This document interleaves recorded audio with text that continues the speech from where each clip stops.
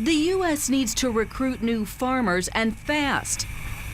With an average age of 57, farmers are aging out, just as the world's food needs are growing. By 2050, the population will be about 9 billion people. One answer may lie here on Polyface Farm in Virginia.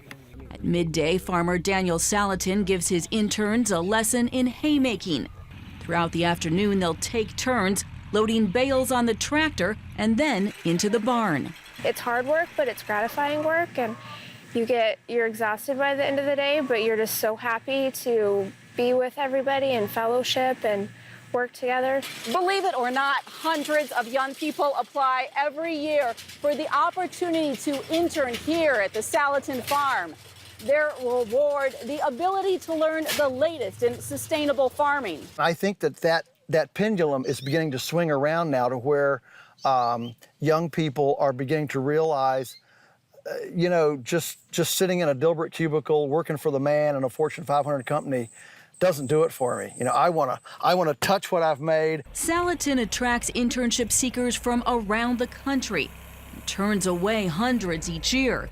Many wannabe farmers have read at least one of his dozen books, respect his sustainable methods, and envy his million-dollar operation. Tim Rohr fled his California desk job to learn from Salatin, who he calls the Steve Jobs of agriculture.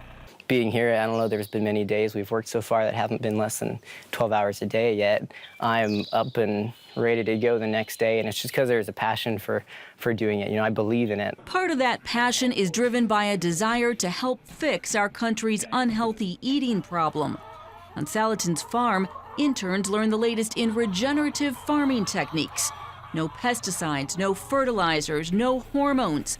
Everything here is natural. I really am very, concerned about health and nutrition and the way we grow foods and the way that affects us. And for many of these interns, their walk with Christ is also a motivation. Faith plays a big role for me. I see farming as my mission field. Come on, ladies. Ben Beichler runs a dairy farm a few hours away. He credits his Polyface internship with jump-starting his farming career. So much of what we do here on the farm is experiences, like knowing what you're looking for, knowing what to do if you get in a tight situation.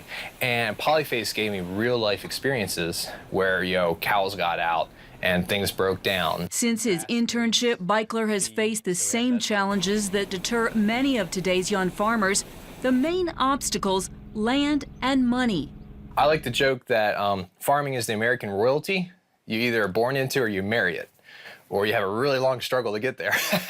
So far, he's getting by managing a small herd that supplies his in-laws' creamery business. For others, like Jordan Green, working land that others have written off gives them a start.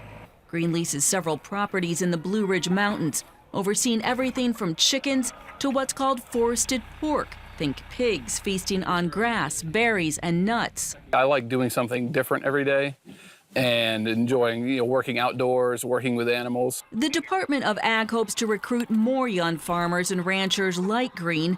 It's spending $20 million a year to tout farming and help them get started.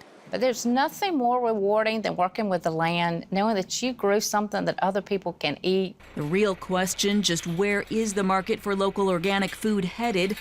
Most industry watchers doubt it will become mainstream, but see it continuing to grow as a niche market. I see sustainable farming becoming more and more plausible and viable. What will also help the energy and dedication these young farmers bring to their work and ultimately to our tables. I know it's what I'm supposed to do, so at the end of the day, it's going to happen. I'm in farming for life. There's no question about that. Heather Sells, CBN News.